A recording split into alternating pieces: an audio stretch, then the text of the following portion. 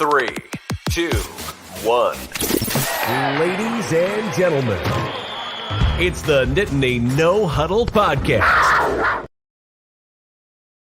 We are undefeated and going to win a national title. You heard it here first. What a huge win. 30, what was it? 34? 34, right? 34-12. 34-12. Right.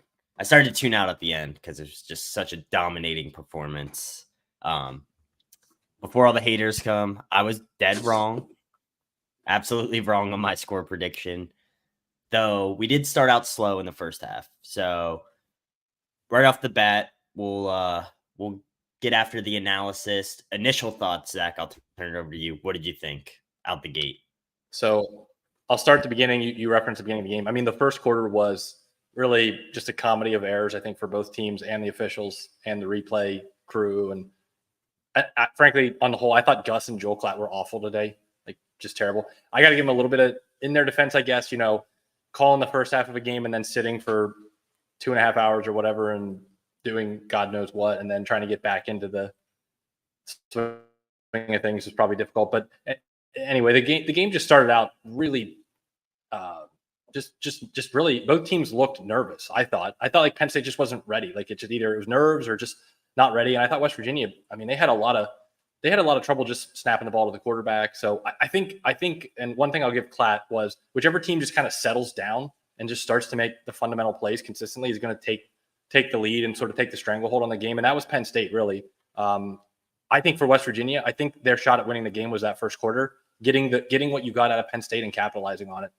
And with the benefit of hindsight, obviously, it didn't go so well for West Virginia. But I think had they started out a little bit better, I think the whole game can kind of be a little different because really from the entire second half, basically any home field advantage was gone because the stadium was like half empty. But really the momentum was really lost in the first quarter with West Virginia having those long drives and they really didn't capitalize with touchdowns. But that's what you have to do when you're the underdog, right? Like I think even the most homer of West Virginia fans would say, for us to win this, there's more things that can go wrong for us. There's less of a margin for error for us, so we've got to capitalize. And so I think Penn State was able to just kind of survive the first quarter, and the scoreboard looked fine. And then from there, they just kind of took over.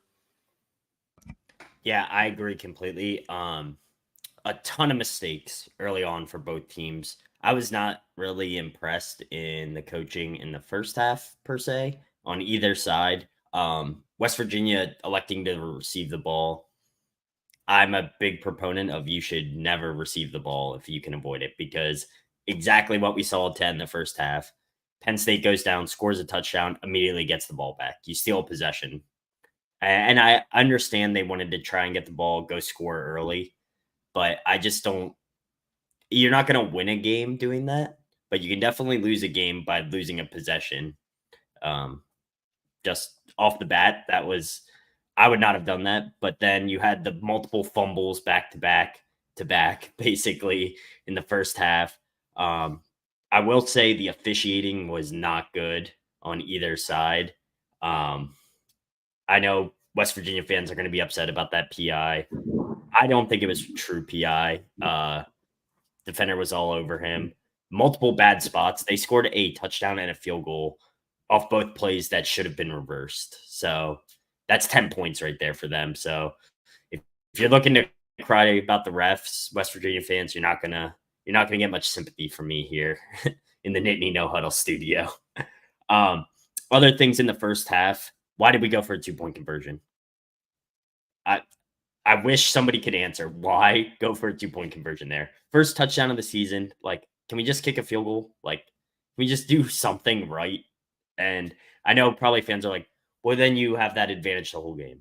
Well, you also, if you don't get it, you have a disadvantage for the entire game as well. Now, luckily, it didn't come back to bite us, but I would just like us to go for 2 when it makes sense to go for 2. That's all I'll say about that. I think that's a move you make too if you're like the underdog, right? And you don't know how many times you're going to score. You want to maximize as many points as you can get out of the trips that you actually get into the end zone on. I mean, I'm not a big proponent of the 2-point conversion, like really, like you said, unless it's a scenario where mathematically you need it. Here's what I'll say too. I would have almost respected him more if after they didn't get the first one, when we scored our second touchdown, they went for 2 again. Because I think one thing that I will buy on the 2-point conversion is the idea that if you think you're better than 50% at it, you do it twice. The worst thing that happens is you get one of them and you cancel out the other one that you didn't get. By not going for it the second time, it was almost like an admission that like, it was stupid. We shouldn't have done that. Like I would have almost like we messed up. yeah, almost rather, like just gunslinger mentality. Like now we're doing it twice and we'll get one of them and then it all balances out. I don't know. It might have just been something too that he did to just try to like catch him off guard. Because to your point, it's the first touchdown of the season. Like you're not expecting the backup quarterback to run out there and run a 2-point conversion. So it's the type of thing where if it had worked out, a lot of people would be like, "Oh, that was so smart, so clever, so innovative." It didn't work out, so you got to take your lumps on it. But and then you had Neil Brown chasing a 2-point conversion later in the game. Didn't really matter with the score at that time, but it's just like, what are these coaches doing? Like I don't know. I don't know if I lost you there. Can you hear me? So we got Tim commenting here. I don't know if we lost Jordo. Tim says, "Tell him, Jordo." So I'll say, let's see if we can get him back here. I'll say one of the things that was. I'm back. Oh, he's back. All right. I was just going to mention. I thought Aller ended up playing a really good game, but he scared me in the first couple drives. I thought he looked really shaky. I think that fumble from, and I don't know what happened, but from seeing on TV what I saw, I get the impression that a West Virginia defensive front guy yelled out a snap count type sound or noise, tried to mimic the snap count and forced the center to snap the ball when Aller wasn't expecting it. Because if you notice, only the center and the guards moved. The tackles and the running back and the quarterback, nobody moved. So it was something like the center and the guys right next to him who can see the ball responded. And then, I mean, Aller got up, and he's a pretty mild-mannered kid. But after that play, he got up and he was yelling right in the umpire's face, and he was in the ear. Had to be a reason. Yeah. And I think that's what happened. I think they mimicked. Nobody clapped. I didn't see anybody clap, but I think somebody mimicked with their voice, like the cadence or something, and it caused the center to snap the ball. I just don't understand why else he'd be yelling. He would have been yelling like at the ref like that. But it can't happen. That's part of probably why Franklin will come out and say afterwards. That's why we don't play tough non-conference games anymore, and that's why we don't. You don't go on the road in week 1 because it's. And you made a comment earlier today. There's no preseason, right? They practice all August, but there's no preseason like there is in the NFL or even in college basketball. They play a lot of like secret scrimmages against other teams. You don't really have that in college football, and so to go on the road and beat West Virginia, what I think is a pretty solid West Virginia team, at all on the road is a good win. I think doing it in week 1 is even an elevated win because there's just so much. There's so many new guys you're breaking in. You've got a new offensive coordinator, a new defensive coordinator, and you've got a new special teams coordinator as well. And you've got the first year of the helmet audio communication stuff. So there's a whole lot of stuff that you would want to break in week 1 of your season at home. And instead you got to go to a somewhat raucous environment and break it in. And so I'll give them a little bit of pass for that first quarter for those reasons. And the fact that they settled in, I think, as much as we like to bash Franklin, was a sign of good coaching, that they figured out what's going wrong. Let's settle everybody down and let's lean on the things that we need to do to be successful. Another thing that might have led to better second half adjustments too is they're now allowed to record and have tablets and review the footage at halftime, and having a 2.5 hour break allowed them to literally probably watch the entire first half and break it down. Yeah. So you had that instant.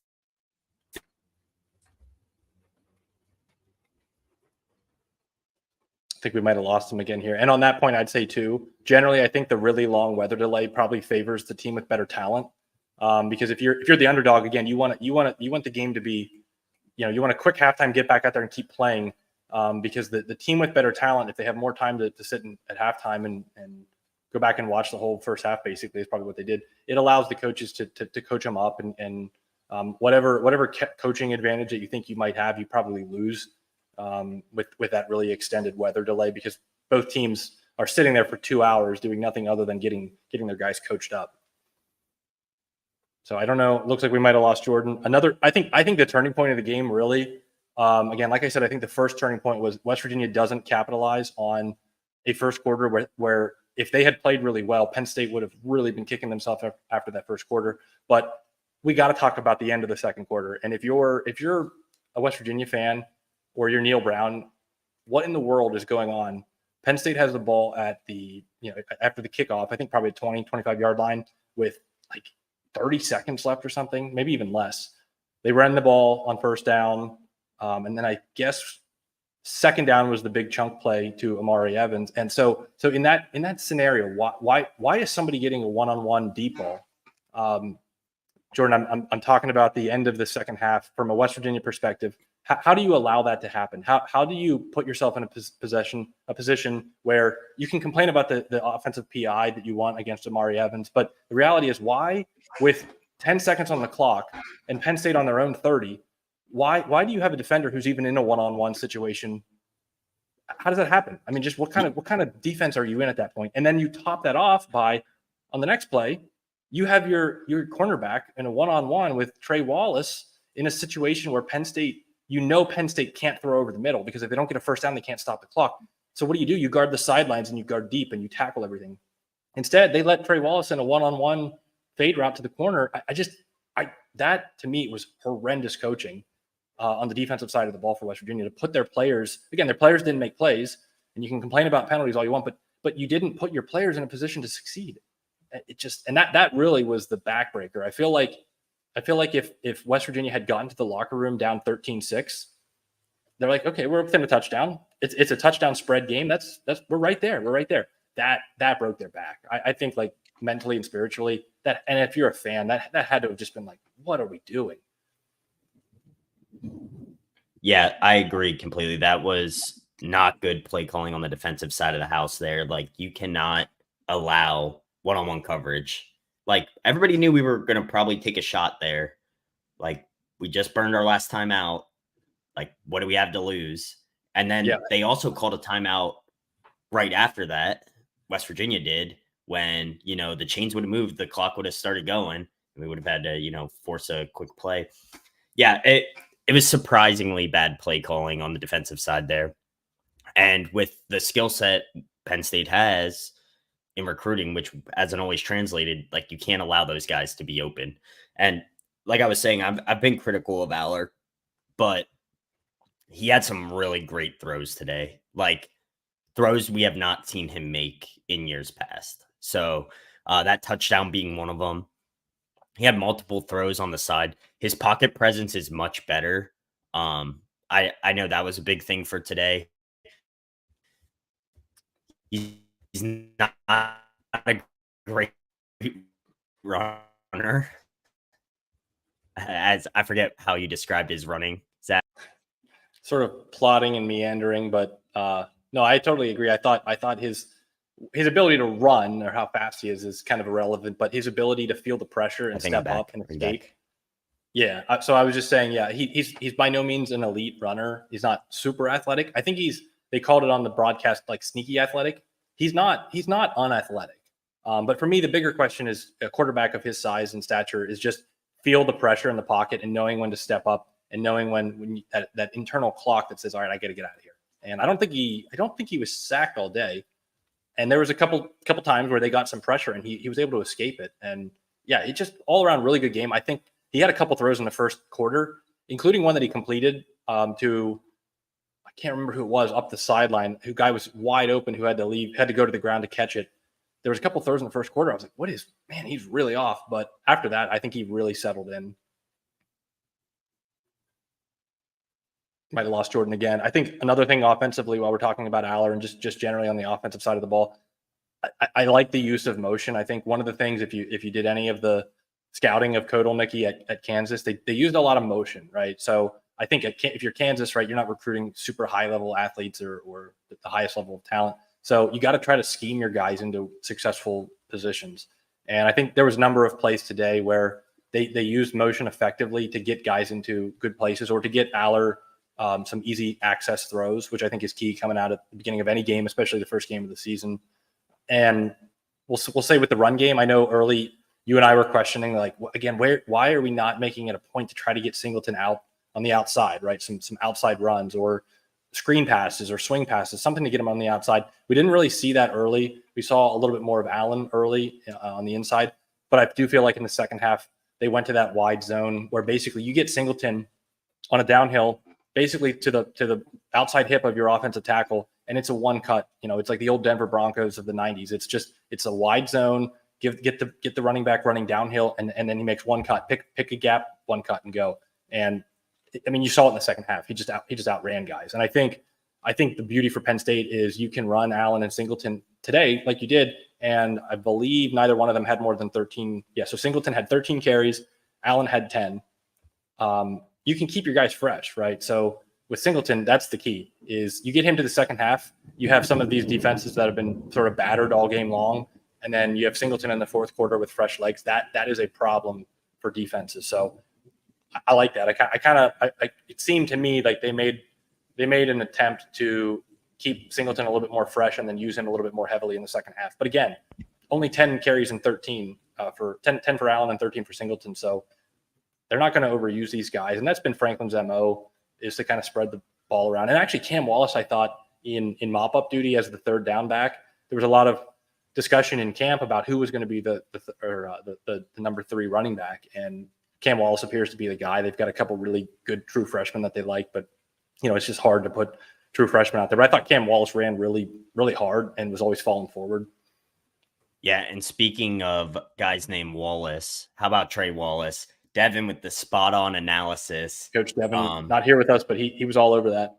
Yeah, and with the other wide receivers, is Julian Fleming still in Columbus? Like, I honestly, I don't know if he played a snap. I don't remember seeing. He played. He was out there a lot. On the field. No, he was out there. He's number 3. Liam Clifford was out there. Caden Saunders was out there. So bear in mind, we only threw 18 passes. Now we dropped back a few more times than that, and Aller ran.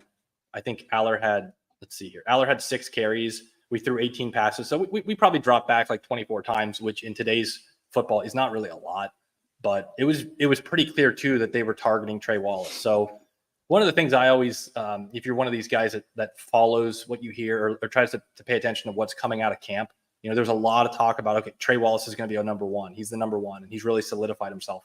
And I'll be honest, even hearing Devin in the podcast the other day that I wasn't able to be a part of, I was like, I don't know, man, that's like, I got to see it with him. He showed some flashes last year. He had a good game against West Virginia. But then he just was banged up. And so I don't think he was ever really healthy last year. I thought he looked different like physically. He looked like a different guy.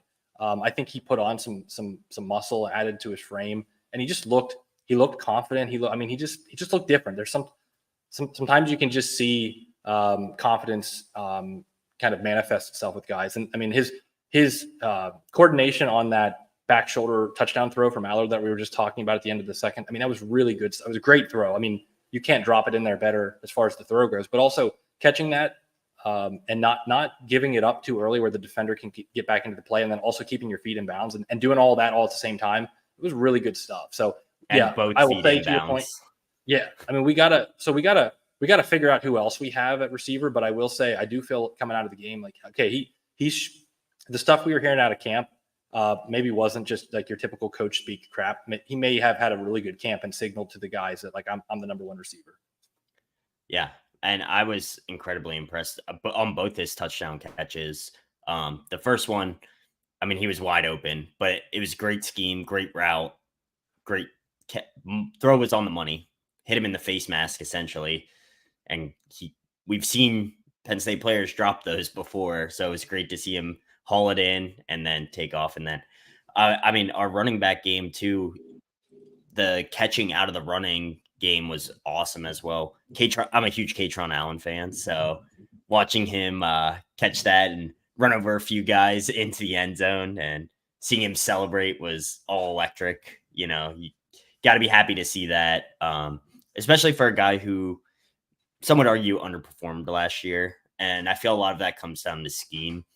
It was great to see him get in the end zone. Nick Singleton late, like you said, coming alive, just turning on the afterburners. I made the joke, freshman year, Nick Singleton would have been in the house on that one run. He has put on some serious muscle. So I feel like his step's a little slurred, but he still has that explosive speed, which we saw.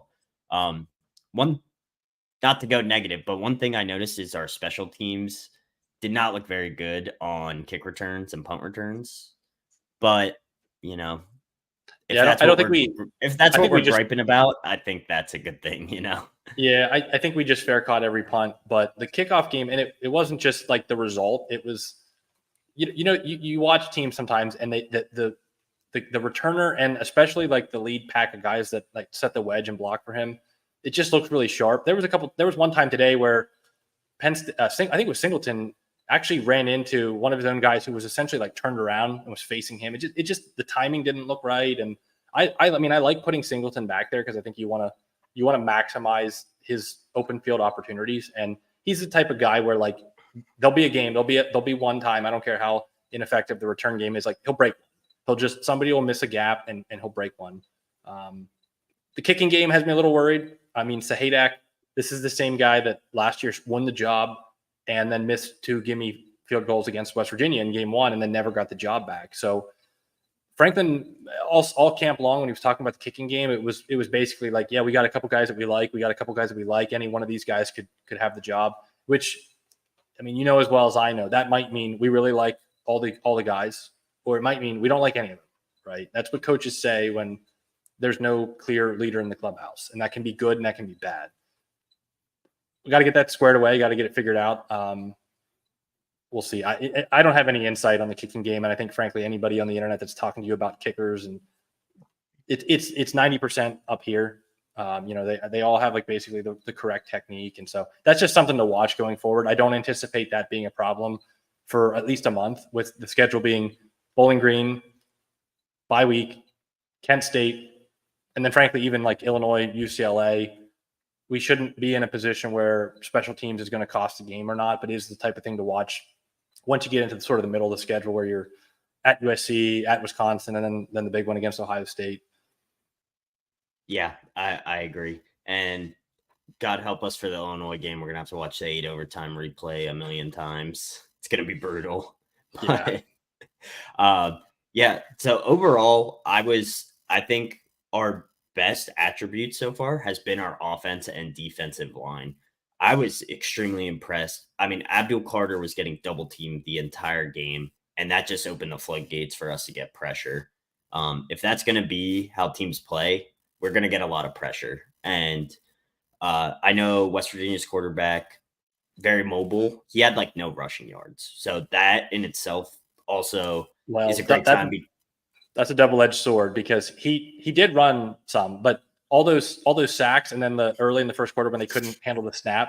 So like we talk about this every year. I hate the way college football records rushing stats because I would like to see like what did he actually rush for, and then how many yards did Penn State take away with sacks and with those fumbles. And it's a double-edged sword, but generally speaking, he didn't kill us on the ground in a way that I wasn't on the prediction podcast, but had I been, my biggest concern would have been we don't have an answer for Green, right? He's going to run on us. They're going to spread us out. They're going to pound us with Donaldson and Jaheim White, and then on all these 3rd and 10s or 3rd and 8s, we're going to drop back, play zone, do whatever it is we were going to do, and then you can't account for Green. But I think we largely took care of him, and I think we got our licks in on him between Carter and Dennis Sutton, and the defensive front was just. I mean, I think we've got some dudes at defensive tackle, especially. I think Zane Durant is a monster. I think he is like potentially like an All-American defensive tackle. The speed and agility he has for a guy that probably has to be around 300. I mean, he's at least 290. We were talking in the chat. I mean, you have a team that lost Chop Robinson and Adiza Isaac, who are NFL defensive ends, and we haven't missed a beat at defensive end. I'm not worried at all about defensive end with Dennis Sutton and then moving Abdul Carter to defensive end. And I guess he's still going to play some of both, but I'm not worried at all about defensive end. I'm not worried at all about defensive tackle. They returned 4 guys from last year who have all gotten better and gotten bigger. They added Alonzo Ford Jr., who was a kid who was hurt last year, actually, a transfer, I want to say from Old Dominion, that was expected to compete last year, but he got hurt and never played. So they're basically like 5 deep at defensive tackle. You've got what I think is 2 studs at defensive end with some competent backups. You've got a really good middle linebacker, Kobe King, up the middle, who I think is going to be one of the better middle linebackers in the Big Ten. And then you've got, I think without question, probably the best safety team in the country. I think Jalen Reed was everywhere today. Number one, I'll have to go back and watch kind of how they deploy these guys, because Jalen Reed seems like a kid, even though I think our defense is going to be a less exotic and chaotic under I'm escaping Tom Allen than under Manny Diaz. I think Jalen Reed's a guy that they're just going to play him everywhere. Like, he could be a linebacker, he can cover, he can play traditional safety. But between Jalen Reed, KJ Winston was awesome, forced a fumble, and Zakee Wheatley. I mean, that three guys at safety like that is just absurd. So I think the weaknesses coming into the season were probably cornerback and maybe, I don't know. I guess corner, because you lose Kalen King, Daquan Hardy, and you have to help me here. Who was the third? We lost three corners all to the draft, but I really like the cornerback play I saw today. I feel like those guys held up pretty well. It's still probably the area that if you're like an Ohio State or a USC, that maybe you feel like that's the part of the defense we want to exploit. But at the same time, if the pass rush is getting there and you're dominating with the front four, you like your chances with the secondary. It negates a lot of it for sure. Yeah. And then on the flip side of the ball, I thought our offensive line did a very good job. I don't think we had any holding penalties today. A lot of those big runs, if you go back and rewatch, great movement from the offensive line and the tight ends, and getting downfield and absolutely pancaking people down the field to open those gaps. So that was one thing I was a little concerned on, is how good is our offensive line going to be this year? Can we protect Aller? Aller had a ton of time back there. The running backs, I know early we ran a lot interior, and West Virginia's defensive line is nothing to like shake your head at. They have some really good defensive linemen. So for us to do that against that caliber of players, I was very surprised and happy with that. And I think that's a good sign of things to come. And I do get our play calling was probably very conservative at first, especially with how chaotic things were turning out. Like, hey, we're just going to try and pound the rock up the middle for a little bit. But we'll see how the next couple games go and see if we can start bringing in a few more exotic things. Speaking of that, Bo Perula, touchdown pass today. I know some of our friends who maybe aren't as analytical as we are don't like seeing him come in the game. And I know Klatt was talking about that too, about, it throws Aller off when he has a big pass and then you bring in Bo. But I highly enjoy it. And I think it's great for us because it gives the defense another thing to worry about. Yeah, and you saw it set up on that touchdown. I mean, he runs 80%. It's a run play 80% of the time when Bo comes in. They run a play action off that, wide open down the field. So, and I mean, the speed option that they ran with him early was awesome. And I think, especially on 3rd and 3, like that is a great speed option play. Perfectly timed pitch. It's not in vogue anymore, and it is a riskier play. But that's another way to get. We're always talking, you and I especially, with Singleton, getting the ball on the edge, getting the ball on the outside. And I think with Perbila's speed, the speed option is a great way to do that, right? And I think he's a pretty smart kid. I think he knows when to pitch, knows when to hold it, knows when to just, there's nothing there, take your losses. He did have that, I guess, not a fumble that may have been a fumble. And that has to get cleaned up. But I'm all for it. I don't think, I've never been one that says like you can play two quarterbacks about equally. I do think when you do something like that, you fall into if you have two quarterbacks, you don't have a quarterback problem. But I think when you have a package for a guy that utilizes his skill set and does something that the other guy doesn't do, and you manage it right, I'm all for it. I think you're right. I mean, I think that gives you another gear that a team has to prepare for. Now, what I will say is I hate when they bring Papula in, they put Aller out at receiver. I think that has to do with the play calling because I don't think I know it's a headset. I think it's the helmet thing. Honestly, I think that might be the case. They did it last year, though. I think the reason they keep him out there is to make sure that the defense is always accounting for the double pass. Like, whenever he comes in, everybody's got to be on notice that, like, he could He could throw it backwards to Aller out on the perimeter and throw a double pass. Which, okay, cool. I mean, it's just something they have to think Have we about. ever done that though? Well, and I also just think that you're also like, so I think Prbula is a competent passer. I don't think he's great or as good as Aller, but I think the whole point is you want to have, by putting a running quarterback in at quarterback, you are telling the defense, we have 11 people who you have to account for. If the quarterback runs, there's 10 blockers, and the 11th guy has the ball. By putting Aller out there at receiver, you're losing that numbers game. It's like there's a guy that, yeah, you can put a body out near him, but like he's not gonna go out and run a post route, right? That to me is where you lose the numerical value that you gain by putting in a running quarterback. Maybe it has something to do with the headset. I don't know. I also think it's like, come on, you can, just like in high school, you can run over to the coach. He gives you the play. The quarterback runs into the huddle and tells the guy to play. Like I mean, and if Bo's coming in, there's probably only a set number of plays, like 1 through 7, probably. Yeah, I'm sure they go into it with like a package. Like this is the package that we think that this formation, the Bo package, if you will, that can have success against these teams. I think you got to be careful that you don't go to it too often. Like if things are going well, you want to be. I was more of last year in the only 2 games that mattered, the Ohio State Michigan games, where we couldn't do anything offensively, and nothing was working. It was not happening. That to me was the games where you say, all right, let's go into that with a Bo package where nothing's working. We can just say, hey, let's go, let's try this package, see what happens, right?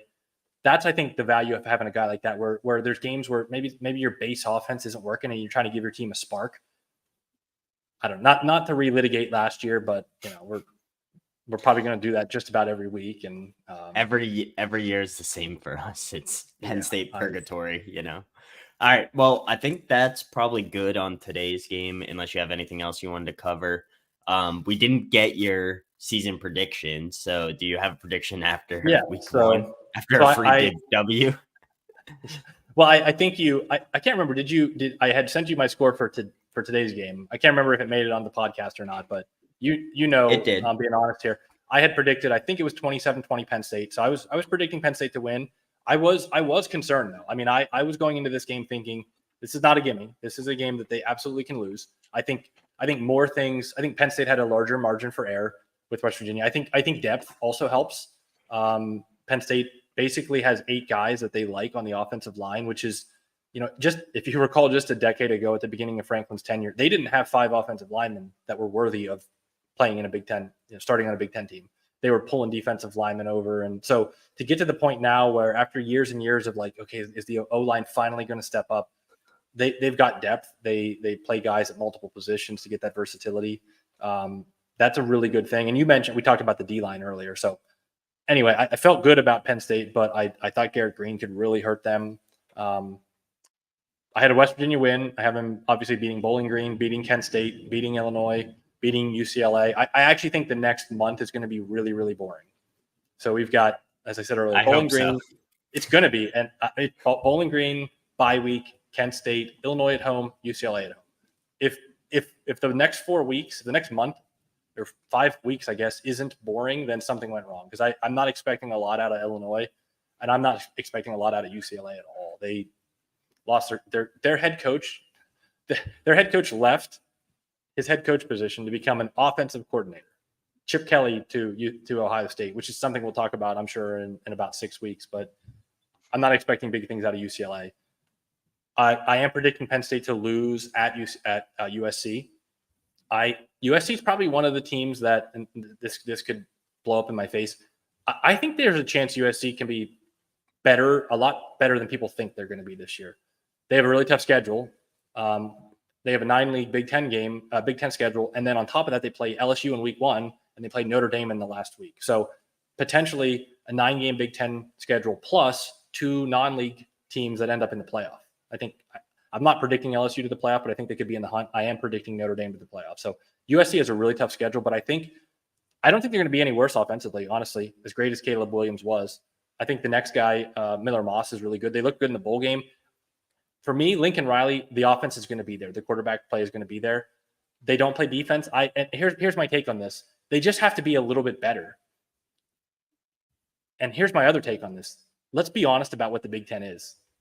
There are very few teams in the Big Ten that can thumb their nose at USC and laugh about their defense.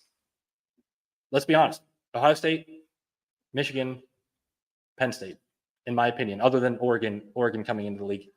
No, do you really think that USC is like, oh man, how are we going to go into Minnesota and our defense is so bad. Minnesota and Purdue and Indiana, they're gonna stomp us and we're gonna have to win 60-50. I don't think so. I think USC can be pretty good. You forgot a team too, Iowa. Iowa, yeah. I mean, Iowa. Talk about very movable object versus what did I call it earlier? Very movable object versus very stoppable force. That game is gonna blow people's minds. But anyway, I think they're going to be better than people give them credit for. It's a true road game, and James Franklin in big road games against big time coaches, I gotta see it, man. I gotta see it. So I'm predicting a loss to USC. I am predicting Penn State to beat Wisconsin. That's one of the other games that I think. Can't remember if you or Devin had Wisconsin, but it could be a sneaky little road game.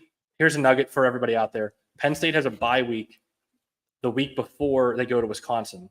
The 2 weeks that Wisconsin has before they play Penn State are at Washington, and then the next week at Rutgers. So they are traveling basically as far as you can travel in the Big Ten for 2 straight road games before coming home to face a bye-rested Penn State. So, and for whatever reason, Franklin owns Wisconsin. As much as I love to rag on Franklin, he has owned Wisconsin. So they beat Wisconsin. They lose to Ohio State. We're not even going to talk about that. They just lose to Ohio State. It's not wasting any breath explaining it or trying to talk myself out of it. And then they run the table with the last 4. I think the last 4 games of the season sets Penn State up for even if they lose to Ohio State, as long as they only have 1 loss going into the Ohio State game, and frankly, with the West Virginia game out of the way now, something went wrong if they have more than 2 losses going into the Ohio State game. Get through Ohio State 6-2. And then your last 4 games are, in some order, I believe, Purdue, Minnesota, Washington, Purdue, Minnesota, and Maryland. So if you're 6-2 after Ohio State, you really like your chances to win those 4 games to get to 10-2. I think most years, if you finish 10-2 in the Big Ten or the SEC, you're in the 12-team playoff period. I think with Penn State's schedule, 10-2 is not a guarantee. I think it's likely they make the playoffs at 10-2, which is what I'm predicting. But it's also entirely possible that there's a team. Let's say Georgia. I mean, they're probably not going to go 9-3 based on how good they looked. But if you pull up Georgia's schedule and say they go 9-3 with loss at Texas, loss at Alabama, and then maybe a loss to Tennessee or something, that 9-3 is probably better than Penn State's 10-2. If my prediction happens where they lose to USC, who I think will end up being ranked, and they lose to Ohio State team that I think is going to go 13-0 or 12-1. And then who's the next best win after that? Is it West Virginia? West Virginia? I think, look at West Virginia's schedule. I think they're a solid team. They have a brutal schedule as far as Big 12 schedules go. There's no Ohio State or Michigan in the Big 12, but there are a lot of really competent teams like Kansas State, Oklahoma State, Iowa State, solid team. And they play them all. They play all of those teams. So I guess the point I'm making, not so eloquently, is I think there's a decent chance Penn State's going to go 10-2, and none of those 10 wins mean anything. And so there's a possibility that they get compared to, let's say Michigan, let's say Ohio State and Oregon go to the Big Ten title game. One of them's undefeated, one of them has 1 loss. Michigan loses to Ohio State and Oregon, but they beat Texas next week and they finish 10-2. They're absolutely getting in over Penn State because of that Texas win. So we'll see. It's way too early, obviously, to talk about playoffs. I think 10-2. I'm predicting 10-2 with losses to USC and Ohio State, and I think 10-2 probably gets you in. But I just want to warn Penn State fans who are out there just saying, "Oh, 10-2, yeah, absolutely in." I don't know. We'll see. We need a big ranked win. I think we need like Wisconsin to be better. We need to beat USC ideally. That's a signature win. But if we lose to USC and Ohio State, we need somebody else on our schedule that we've beaten to bounce back and be good after losing to us. Whether that's West Virginia, whether that's Minnesota. Wisconsin.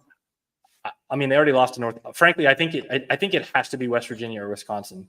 I think if you're looking at anybody else on our schedule, Illinois, UCLA. I think Washington's going to be bad. I think people are giving them a lot of credit just because they were in the Natty title game last year. They lost everyone, and I like Jed Fish as a coach, but I think it's going to take a few years. I don't think Purdue's going to be any good. I don't think Minnesota's going to be any good. Maryland, maybe 7 wins. We'll see. It would be nice if West Virginia bounced back, and I think they can. Like, I think I wouldn't put too much stock in how they look today. The big thing for me was Jaheim White came back healthy. I think if they have White and Donaldson in the backfield, they still got Garrett Green. I mean, they led the nation in rushing last year, and a lot of these Big 12 teams don't play great. They're not going to see another defense remotely close to Penn State's defense. So it's possible West Virginia ends up going, 8-4, 9-3, but they do have a tough schedule. Utah, maybe. I think Utah might be the one big level Big 12 team that they miss. But yeah, Utah. I mean, I like Utah in that league a lot. I think Carter needs to stop jumping off sides. Yeah, we did have some. He had some offsides, and then he also had a really dumb late hit on the sideline. And I loved it. I mean, it's one of those things where with guys like that, you don't want to regulate the aggressiveness out of them. So sometimes you kind of have to take the good with the bad. Like, he is who he is. You got to let him off the leash a little bit. You got to let him off the leash a little bit, but you just got to be careful. Yeah. Especially since he was getting double teamed the entire game. Like, that was just like, hey, I'm going to lay it. Yeah. There was some folks watching might remember there was a post-play clip where the cameras were showing some dude like wagging his finger in Carter's face. And if you go back and watch the play, Carter was like getting double teamed, and everybody else on our defensive front was just manhandling their guy because they were double teaming him. It opened everything up. And so that's just the type of, in college, it's hard. You never see like crazy sack numbers like you see in the NFL, like JJ Watt or TJ Watt or Myles Garrett. Like, they're going to get 20 sacks every year. They just are, because you can't like double or triple team those types of guys in the NFL because everybody else is too good. In college, that you can see kind of that stuff all season long, where Chop Robinson was just utterly dominant last year. But like, I don't know how many sacks he had. He might have only had 8 or 9 or 10 sacks because they just don't let him get to you. They just triple team him, or a Michigan fan might say, well, we just don't throw the ball against you. There was a clip I saw from the first half, I believe, where they're literally like 2 guys like high-low form tackling Carter at the line of scrimmage. Speaking of high-low tackling, did you catch that tackle that Penn State had on? I think it was Jaheim White early in the game, where he got like hit low and also like clotheslined up high, and it looked like he like snapped in half. Lambda here is commenting, how about Smith Gilbert with the Euro strip sack? Yeah, that was nice at the end.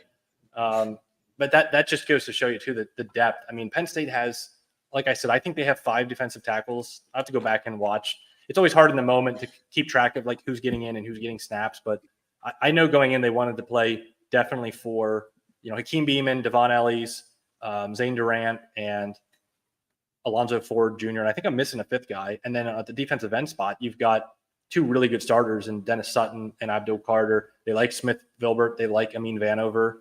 They had to dismiss Jameel Lyons, another guy who was going to be in the rotation. But basically, you've got a two deep along your defensive front 4 of guys that are completely interchangeable.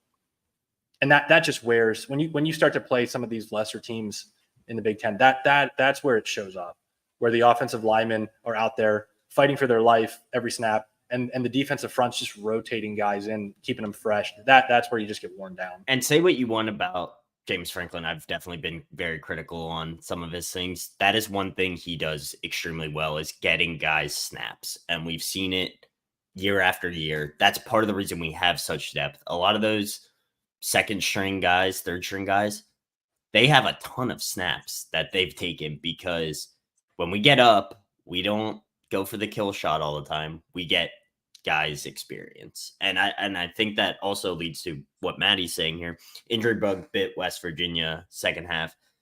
I think we just have more depth, and those dudes, even our second string guys, are still very competent, and it's not that big drop you see with a lot of other teams. So and you're right, like that you have to give Franklin credit for that. Like it would be a really easy cop out to say like, oh, you recruit at a high level, so like congrats. It should be really easy. Well, it's not. Like, I don't care if you're recruiting at Georgia's level. If you're the coach and you're trying to win, you have to make a conscientious effort to say, like, I'm comfortable dipping past my starters. Like, I know this guy's better than that guy, right? I know Kobe King has really elevated himself over Tyler Elsdon. And Tyler Elsdon's the guy that gets beat up by the Penn State blogs a lot. But we're going to play him some. We have to have our backups ready to go. And that's also how you end up with guys like Dom DeLuca, who when Dom DeLuca shows up on campus, I doubt anybody was saying that kid's going to be starting at outside linebacker in 3 years. But he showed himself good enough to get on the field, and Penn State's commitment to playing multiple guys at every position to ensure A, depth, but also B, when you get hit with an injury, that you're not just plucking some guy from the sideline and saying, get out there, and he hasn't played all year. That's something you have to really commit to. It's versatility. And trust. Yeah. And you have to trust that, like, I'm putting guys out there that are lesser. I'm bringing guys off the field and putting somebody out there who's a little bit lesser, but I'm trusting that it's the right thing to do long term, even if you might have some breakdowns, right? Like, you put a backup corner out there and he gets burnt for a touchdown. It might happen, but you can't just play two corners all year, right? You have to find that balance. Yeah, I agree. And Maddie says Drew was fired up, talking shit all game. I love it. Yeah, absolutely. He had a chip on his shoulder today. Yeah. Like, not something. Usually he's very calm, even when things aren't going well, even when people are in his face and stuff. He was on one today. So I don't know. Maybe there's something in the water out in Morgantown. Yeah, it gives him personality, man. Like, he was there to ball. I think he's a good kid. I don't think last year, like, I didn't see a lot of leadership. Not that he's a bad leader. I just didn't see a lot of, like, strong leadership coming out of him. He wasn't part of the it guy that we were.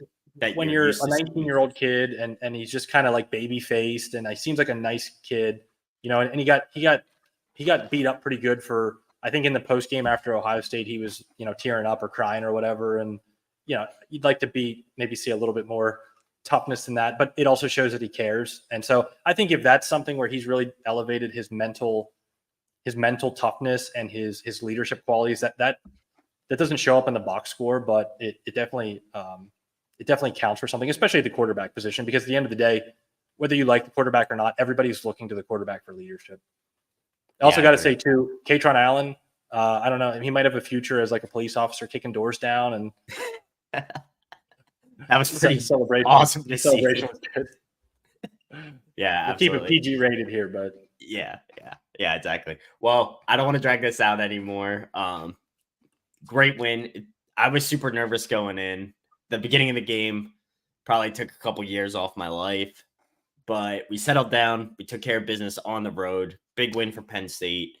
I am feeling very good about this season. There's we have that long stretch where it's not going to be a lot of great games, but hopefully we just go in, take care of business. We get those reps for our guys, and then really we have two big games left on the schedule right now. Like you said, USC and Ohio State. So I know you want to wrap this up. Here's the problem. I always gripe about Franklin. So, like, this is the last important non-conference game that we have scheduled right now, which really ticks me off. We have a home and home with Syracuse and a home and home with Temple. I like these games a lot. I love the Auburn series. So we played Pitt 4 times. We played Auburn home and home, and we played West Virginia home and home. And in those 8 games, we went 7-1. That's awesome. Like, I think we got the best of both worlds. In the years that we won those games, we ensured that if we were in playoff contention, we weren't the team that the committee looks at and says, my God, they scheduled Howard, Northwest Arkansas Community College and Lancaster Country Day. Like, just play somebody with a pulse, right? Like, West Virginia's perfect. That's perfect, because most years we probably should beat them, but they're also a team that people respect and say that's a tough week 1 game, right? Even Pitt, like that was a really good 4-game series. Auburn, even though ironically Pitt did keep us out of the playoffs. They did. I mean, that's the one game they lost, but I'll still say the Michigan loss of 49-0 or whatever it was the bigger problem there. But it's just it's a little discouraging to think about the future, where we're going to have seasons where we open with like 3 cupcakes and maybe a bye, and it's October before we even play a game that anybody cares about. And I think these types of wins, like this is a huge springboard. I mean, a road win against a power 4 team that a lot of people were picking the upset. A lot of people thought West Virginia was going to, if not win the game, be close. And I think springboarding that into the rest of the season is something that you don't get if you just play a slate of 3 cupcakes. Yeah. And, yeah, Michigan. Maddie referencing Michigan playing Texas, and again, I'm not saying like every year I want Texas, Bama, Georgia. I'm not saying that Utah. I'm just play somebody with a pulse. But even if you do like those premier games, like the Michigan Texas game, it's all upside, right? Because in the 12-team playoff, like you're not out of it if you lose, and if you win it, you just bought yourself another loss, right? Like if you're Michigan and they beat Texas, you can lose to Ohio State and Oregon and probably still get in. Like if they lose that game, obviously it is a loss that's going to hurt them, but I feel like people just shy away from these contests and forget that like there's huge upside if you win it. Yeah. And perfect example, you had when Oklahoma played OSU, and OSU lost to Oklahoma, but they still got in the playoff. Yeah. Well, and they're also just like, what I think you have to ask yourself as a fan, why am I watching? Right. I don't think Penn State's going to win a national title. Let's just be honest. I don't think that we will ever win one. And I guess that can be a debate for another day. But what I think is really cool is watching Penn State play games against big time programs. I'm really excited to see them play USC. Like that's an awesome, iconic, traditional program, like a blue blood, great uniform game, by the way. How awesome is that uniform game going to be? I've seen it live before. and so, but think about like we have a 12-game season, right? And by the time if we don't play a West Virginia or a Pitt or an Auburn or whoever in the non-con, say we play 3 cupcakes with a 9-game Big Ten schedule, half of them are going to be Indiana, Purdue, Illinois, UCLA, Northwestern, Maryland, Rutgers. What are we watching, right? Like I want to see Penn State play good teams. I would love every year if we had one power team. You know, every year you play. It doesn't have to be the tip of the very top 5 team, but like one power 4 solid team, maybe one local regional, like even like a Syracuse or a Pitt or a West Virginia, and then like one cupcake. That would be awesome for me. But I'm not in charge, and Franklin thinks the numbers, say just play cupcakes and you'll get in. But the reality is, again, with the 12-team playoff, you can afford to lose games. If you don't make the playoffs at the end of the season in a 12-team playoff, it's all on you. I mean, you're not good enough. You weren't good enough. You control your own destiny in a 12-team playoff. Yeah, I agree. And we might get some hate for our scheduling talk, but I'm with you. I like those Auburn games. They were awesome. Like, especially because we won.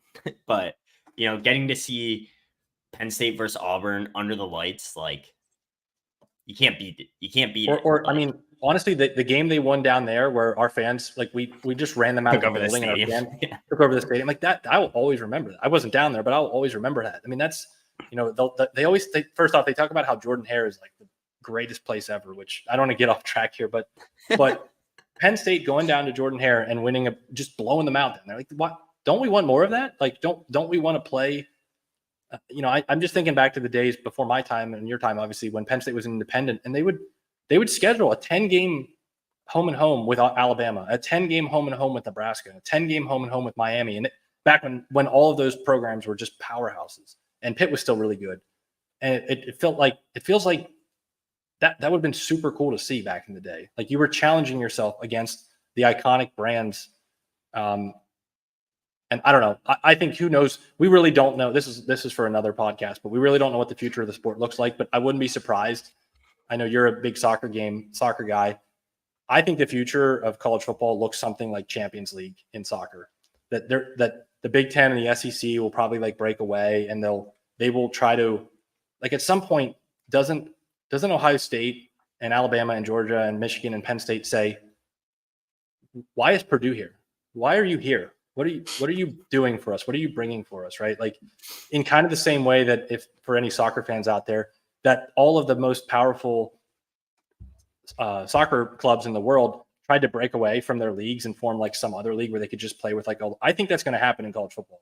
That's my prediction. I don't have any inside sources or anything, but at some point in time, Alabama is going to say, what does Mississippi State bring us? Why is Vanderbilt here? Vanderbilt, what are you doing? Like, are you trying to be good at football? By the way, Vanderbilt, nice win today. But anyway, that's example. That's a discussion for a later date. But that's just an example of how bad the ACC is compared to the SEC. But all right, well, yeah, I'm excited to see where college football goes. To the guys who hopped on here, Maddie, Lambda, Tim, probably somebody else I missed. Thanks for watching. We're going to try and get more consistent. We'll be doing previews midweek and then post game after for instant reaction. And maybe for the real spicy ones, we'll do another full post game breakdown if we don't go an hour like we did today. So, but that being said, thanks for watching. Make sure you like, subscribe, all the typical YouTube BS, help us quit our day jobs. We're once again asking for your financial support. So on that note, I'm going to head out. Thanks for watching the Nittany No Huddle podcast. Check us out on Instagram, YouTube, and Facebook. Podcasts are posted weekly on YouTube, Spotify, and Apple Podcasts. Make sure to like and subscribe so you never miss one of our new shows.